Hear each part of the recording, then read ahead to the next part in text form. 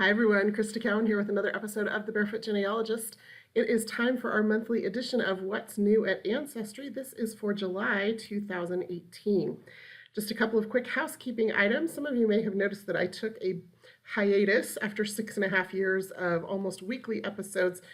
We have not had any new episodes of The Barefoot Genealogist for the last 2 months, but going forward, we will be having new episodes weekly. We're moving to Wednesdays. So the What's New episode will still show up about around the first of the month, and then new episodes on Wednesdays will be uploaded to the Ancestry YouTube channel. Now, if you've never joined us for a What's New episode before, here's just a quick rundown of what we're going to cover. We're going to talk about some upcoming genealogical events that Ancestry will be participating in. We'll also talk about some new features on the website, and then we'll spend the remainder of the time running through the new content that's been put online. So with that introduction, let's go ahead and dive in. Let's talk about some upcoming events. We're going to actually start with an event that occurred in June. So the Southern California Genealogical Jamboree, it is in Burbank, California every June. However, one of the things you might not be aware of is that they record several sessions of that conference, and those sessions that were recorded are available for purchase either as an per episode or as a package at genealogyjamboree.com. So if you just go to genealogyjamboree.com to their main website and then click on the Jamboree 2018 live streaming, you'll see the links below there with details. You've got 6 presentations to choose from their genetic genealogy day, all about DNA, and then you have 12 presentations to choose from the main conference that was held on Friday and Saturday. It's also a good idea if you're interested in possibly attending Jamboree in the future, go ahead and follow them on social media. You'll get updates as conference information becomes available. So that is the SoCal Genealogy Jamboree streaming. Coming up in a few weeks is the International Association of Jewish Genealogical Societies annual conference. It's going to be held the 6th through the 10th of August, and this year it's in Warsaw, Poland. So if you can attend, that's fantastic. They do take this conference outside of the United States every 4 to 6 years. It is in a different city every year, somewhere in the world, and this year it just happens to be in Warsaw, Poland. So you can get there, great. If you can't get there, they are also offering a streaming or recording option. So if you just visit their website, you should be able to find that information. Again, that's IAJGS, or the International Association of Jewish Genealogical Societies. The Federation of Genealogical Societies is holding their annual conference in Fort Wayne, Indiana this year. Fort Wayne, of course, being the home of the 2nd largest genealogical library in the world, the Allen County Public Library. So it's a great place for a genealogical conference, and if you can tack on a day on either side or both sides of that particular conference to spend some time in the library, it will be well worth your time. I'm really looking forward to this conference. They've got a lot of really fun things planned, some great classes, and some fantastic networking opportunities.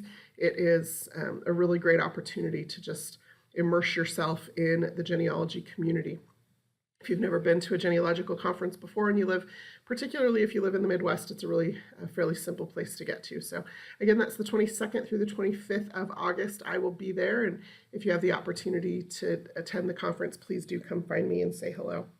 Now, just to give you a heads up, I know it's crazy to be talking about 2019 already, seeing as how we're only a day and a half into the second half of 2018, but some people like to plan ahead for budgeting and vacation purposes, and Roots Tech, of course, is the largest genealogical conference in the world. It's held in Salt Lake City every year. This coming year, it will be the 27th of February through the 2nd of March. So if you want to go to what we sometimes around here lovingly refer to as the Comic-Con of family history, the Roots Tech conference is certainly the place to be able to do that. So there's the calendar of upcoming events here that Ancestry will be participating in. You can, of course, always go to conferencekeeper.org. They keep a list of smaller, more local genealogical events put on by local family history societies around the world to see if there's something happening in your area. Now, let's talk about some product updates. There's been lots of really great things happen in the last few weeks, and I just want to make sure you're aware of all of them. One of the places that you can go to keep up on some of the product updates as they're rolled out globally to all of our customers is the Ancestry blog. So you can get to that with a link at the bottom of any page on Ancestry. So if I just come here to Ancestry, scroll all the way down to the bottom, you'll see a link down here to the Ancestry blog, or you can just go directly to blogs.ancestry.com and keep track there. I would highly recommend that you subscribe to the blog if you want to receive notifications of when new posts are put out, so that you can be updated that way. That way you don't have to remember to keep checking back. You can also follow Ancestry on our Facebook page. We do try to post information again about new products that are rolled out globally as often as possible. So first thing we want to talk about is a few weeks ago we implemented this feature that a lot of people have been asking for, and that is that you can now search from another member's tree. Now here's what we mean by that. It used to be that you could only search from your own tree. So when you're in your own tree, you see this little search button up here in the top right-hand corner. Make that a little bigger here. Or from the middle of the sources column, you see the search on Ancestry link. That was great because you do want to be searching from your own tree as part of your research process. It's actually step 2 of my research process. I do hints and suggested records first, then I do a search from a tree, then I go and do carefully crafted searches looking for specific records. So step 2 of my research process is this search from tree. However, one of the things that we've noticed is sometimes as you're doing searches, you'll find information in other people's trees. Now in this case, you see we found this tree. This tree is for Byron Test. He has Walt Elias Disney in his tree, but you'll notice he has no sources. And so we don't have any way to evaluate if this information is accurate or inaccurate. And in order to actually go out and see if we could find records to validate this information in this other member's tree, we would have to toggle back and forth between tabs or between screens, trying to copy the information from this person's tree into a search form so that we could search for records. And that was a little bit cumbersome and caused some problems. And so what we've done now is we've implemented this search button that allows you to search from someone else's tree. So it just takes all the information that they know about this person, dumps it into a search form, and allows you to start to search for records to validate the information that they have in their tree. Now, because we've added this search button, that is one less visual cue to you to know whether you are in your own tree or not. So always pay attention just right up here by the tree name. If there is a username, then that is another member's tree. If there is no username, then you are in your own tree. And that's the easiest way to be able to tell. Another way to tell is that when you hover over any of the people here, you won't have the option to edit, because of course you cannot edit anyone else's tree on Ancestry unless you've specifically been invited to that tree and given editor privileges. So that's how that works. Handy little feature here that allows you to search from someone else's tree, pull up search results, and then once you find a search result, save that specific search result to your own tree. Hopefully that makes sense to everybody. Okay, another new feature that Ancestry has rolled out now to all users is what we call our potential mother, potential father hints. So if you look here, this is the family tree for my grandfather. You'll see his parents and grandparents and great-grandparents. And then when we get out here to this great-grandparent level, you'll notice that I have a few holes. Now, a couple of those holes have now been filled in by this potential mother or potential father person. Okay, we have not added anything to your tree at this point. This is just a different way to view tree hints. That's essentially what it is. Some of these hints are also generated by records. So records and trees give you this hint that says we think that we may have found someone that fits into this particular spot on your family tree. Now, as always, it is just a hint. And so you do need to review it, make sure that the information makes sense, go out and find records that help to prove that that information is accurate or inaccurate. I spend probably just as much time trying to break or disprove relationships in my tree as I do to prove them. Because if I can break it, then I know that that person doesn't belong in my tree, even if I cannot figure out who actually does belong in my tree. Hopefully that makes sense. I will probably do a more detailed or specific video on that topic later in the next month or two. So that's the potential mother-father hint. The next thing that we have rolled out recently is family group sheets. So for some of you who've been with us for several years, you remember Ancestry used to have family group sheets. They were not used very often at all based on the usage numbers that we had. And so when we rolled out some major updates to our site, we didn't include family group sheets, but several of you were very passionate about them and spoke out, and so we have brought them back. Now you can access family group sheets by clicking on the name of your tree. So when you're in tree view or person view on your tree, if you just click on the name of your tree, you'll now see a new menu item there, and that is family group sheet. It will take you to a family group sheet that looks like this. Now, family group sheets have a few specific purposes. They are not meant to replace your research space, which is the fact tab on the profile page. They're just meant to give you a different view of your family tree. Just like when you click on pedigree here, from tree view, you have the option to do pedigree or family view. This now allows you to have this family group sheet view. So just another way to look at your tree. It does give you the ability to do some quick edit features. You can also add family members. You can add additional spouses. You can add additional children from here. So there is some workflow things that you can use the family group sheet for. I just find that when I have as many ways as possible to look at my tree, it helps me to catch errors easier. It helps me to review or analyze the information in my tree in a different way so that I can make sure that I'm researching the right people and not climbing someone else's family tree. So again, you can find the family group sheet under the tree name by clicking on that. No matter where you are in your tree, you do have to be in your own tree, right? It doesn't work in someone else's tree. And then if you need more details about that, you can find that on the blog. Okay, last product update. This is a lot of product updates. Last product update for this month, however, for those of you who are familiar with RootsWeb, you know that several months ago there was some issues with the site and it had to be taken down and essentially had to be completely recoded. It was a free website that's been around for almost 2 decades, maybe actually more than 2 decades, was written in some old code. There was some instability. And so we've had a dedicated team working on this solidly for months, and they've slowly been bringing pieces of it back online. And so if you go to Roots, you can get to it through rootsweb.org or rootsweb.com, either one, and you'll see some updates there on the homepage. So just a couple of things to highlight.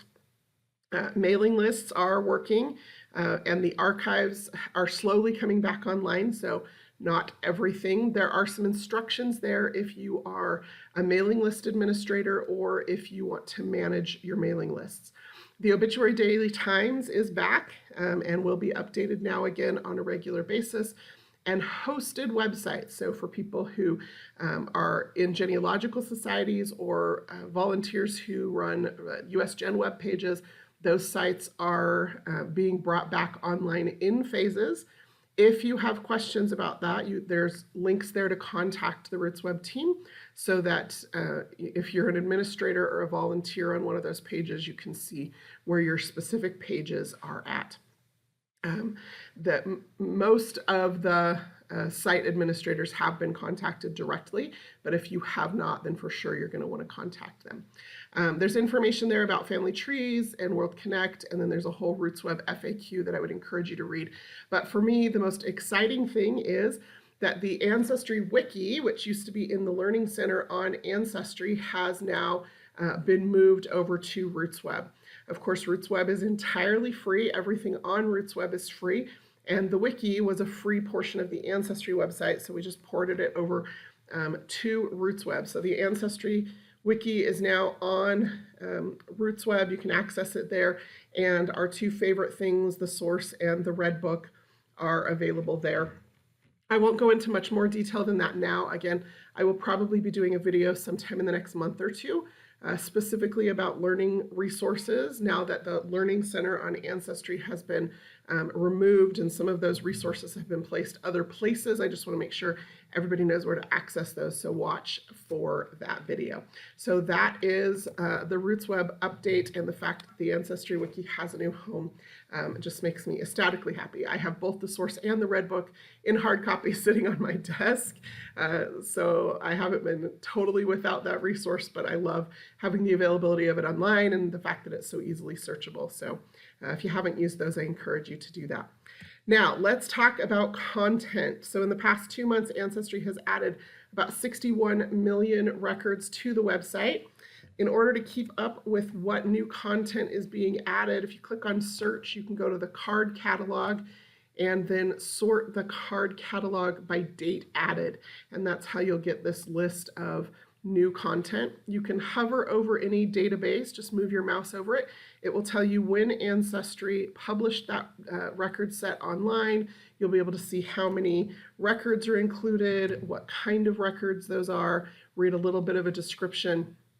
And then I always encourage you to, once you find a database that you're interested in, scroll down past the search box and read that database description and that source information so that you understand what you're getting into, what the records are, what you can do with them once you found them. So let's just talk about a few specifics. The New York State Death Index is online now for 1957 through 1968. So it's a little 11-year window of time, but for those of you who do research in New York State, you know there have been some challenges for getting record access from New York, and these records are now available. Now, these are just an index. So once you find an entry in the index, remember that it is just a finding aid. The purpose of the index is always to lead you to the original. So then you would have the information that you need to be able to order the original from the state of New York. Original records almost always contain more information than the index. The index typically will just list the individual who died and where and when they died. Sometimes it will also include their birth date. But an actual copy of the death certificate will very often list parents' names and birthplaces, occupations, marital statuses, cause of death, addresses, who the informant was, lots of really, really meaty genealogical information. So again, this is the New York State Death Index. There's about 2 million records in that particular collection. Now, the Alabama surname file, this is kind of an interesting collection, which is why I wanted to highlight it. It dates from 1702 and goes through 1981. And if any of you have ever tried to do research in Alabama in particular, or anywhere in the South really, you know that there's always some challenges. So I'm always thrilled when there are new records that come available online. Now, this particular set of records, if you scroll down past the search box, you're going to see that they came from the Alabama State Archives, and there's some information about how this particular database corresponds with some specific collections in their possession. And then if you scroll down past that, you're going to see this database description. Now, it is brief, but it does give you some important information. In particular, what it tells you is that the staff of the Alabama State Archives started compiling these records in 1901. So they date back to 1702, or the records in there pertain to people or events dating back to 1702, but they started collecting these records in 1901. And then you'll see what kinds of things are included here. So it includes things like newspaper clippings, obituaries, local and family histories, donated family research. So if Great Aunt Sally in 1927 was doing family history research and nobody was interested in taking over her records, she may have turned them over to the state archives, and those might be included in this collection of records. And she may have had access to records in her time, or even access to people in her time that you no longer have access to. And so, again, these are super valuable records in a place where there is sometimes challenges with doing research because of burned archives and record loss and some other things. And so some really great resources here. You can search this by surname. There's also a browse over here on this side. You can come in and click directly to a collection or a set of records, and you'll see some of the things that they have collected. So you can see, for example, obituaries and divorce records, lots of really great things that are included here that, again, might not be available anywhere else. So that's what a surname file is. Next up is Sweden church records. Now, like many places in Europe, the records for Sweden, these particular records anyway, are not aggregated into a single database for Sweden. So when you do research, just like here in the United States, if you're not using the census, you have to know what state they are from. When you do research in Sweden, it's useful to know where in Sweden they are from, because as you can see, these particular sets of records are broken out by location. So smaller collections of records covering very specific periods of time, usually from the 1600s up until the 1860s. So really great reach, lots of great details in these records. They are church records. So we categorize them as birth, marriage, and death records. Typically what they are, however, is actually christenings that will usually include the birth date, marriages, because that is a church record in these cases, and then the death records are typically burial records, because people are being buried by the church, and so they will often include not just the burial date, but the death date as well. So again, you'll see several databases, but you do need to know where in Sweden that particular family was from in order to have success in those records. And that's particularly important for places like Sweden for two reasons. One is because not a lot of name variation. So you have a lot of people with the same name. So just doing a search on a name in Sweden could return you hundreds of people with the same name. So location's important. And then the second reason is because Sweden, like many other Scandinavian countries, had a patronymic naming system for a long time where the name changed every generation. So, John's son becomes Johnson, becomes a Johnson, and Sven's son becomes a Svensson, and so on. And so because of that, you just need to have location. Location's important no matter when and where you're doing genealogy. It's just particularly important with some of these records. Okay, we have also a very large collection of records from England, specifically from Norfolk. These are the Church of England parish registers. They also date back to the 1600s, and they go through 1935. So here you'll see 5.9 million records. These are transcripts. A lot of times they're called bishop's transcripts, so they are copies of records that were made. These are from the Norfolk Record Office. If you scroll down, again, you'll see that source information, so you know where Ancestry obtained these records, and then you'll see a database description. Again, I can't stress enough how important it is to read the database descriptions, because that gives you context for understanding the records. And when you understand the records, you understand what they're telling you, and then you also understand what else you can do to discover more. So read those database descriptions, but anytime you can get into Church of England parish records, you're typically going to have a lot of success. Again, remember those names, not as unique, but lots of really great information available there. Okay, last couple of things here. We have electoral registers for Aberdeen, Scotland that went online in the last few weeks. These date from 1832 through 1976. So if you've never worked with electoral registers before, there are a couple of great benefits. Electoral registers, much like city directories, are a great census substitute. So for places where census records are not available, or for places where census records, there's a 10-year gap between most census records. This helps you fill in some of those gaps and gain additional information about the family. And then finally, certainly not the least thing here, this is probably the largest collection we've released this year, maybe even. It is the 1939 England and Wales Register. So this was released at the beginning of May, and it has 46,000 records in this singular collection. And if you come in here, You'll see there is a browse box over here on the right because there are images available.